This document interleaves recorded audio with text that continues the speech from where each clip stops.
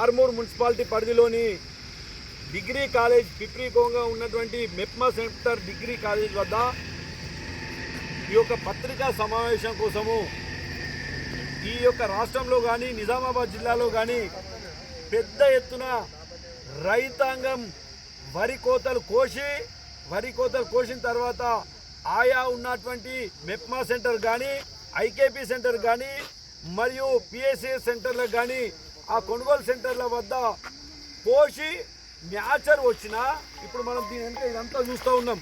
ఇదంతా రైతులై ఈ వడ్ల కుప్పలు ఎందుకోసం అంటే ఇదంతా కూడా అధికారులకు తెలవాలనే ఉద్దేశంతో, ఈ రాష్ట్ర ప్రభుత్వం తెలవాలనే ఉద్దేశంతో రైతులతో ఈరోజు ప్రత్యేకంగా ఈ యొక్క సెంటర్లో కూర్చుండి ఈ యొక్క పత్రికా సమావేశం పెట్టడం జరుగుతుంది.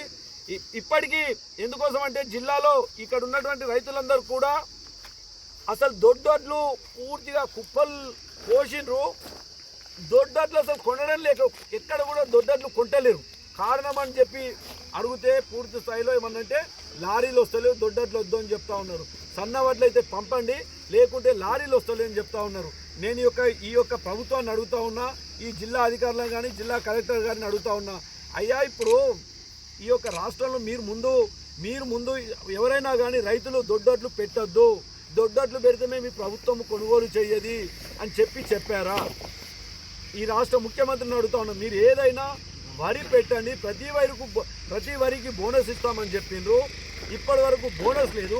ఓ పక్క అన్నమో రామచంద్ర పండించినటువంటి పంటలు నష్టపోతూ ఉన్నాయి. అకాల వర్షాలు పడుట్లా కూడా రైతులంతా నష్టపోయినారు. పోయింద్రా బాబు అని ఉన్నదన్నా కానీ కొద్దిగా కాపాడుకుందామని చెప్తే కాపాడుకునే పరిస్థితికి మ్యాచర్ వచ్చి ఇగో ఇది చూడండి, పూర్తి స్థాయిలో మ్యాచర్ వచ్చినాయి.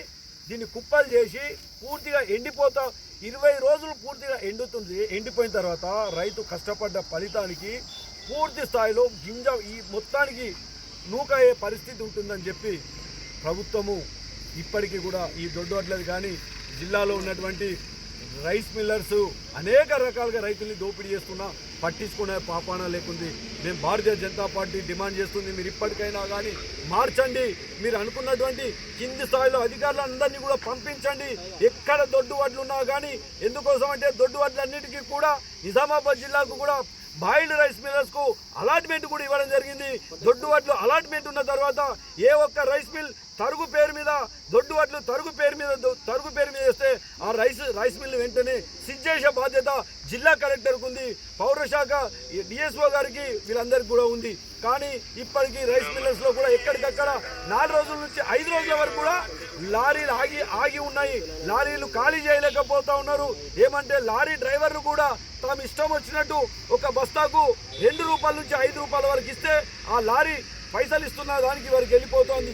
ఇన్ని రకాలుగా జరుగుతూ ఉన్నా ఇక్కడ ఎలాంటి చూడనట్టుగా ఈ అధికారులు కానీ ప్రభుత్వం కానీ వ్యవహరిస్తూ ఉంది.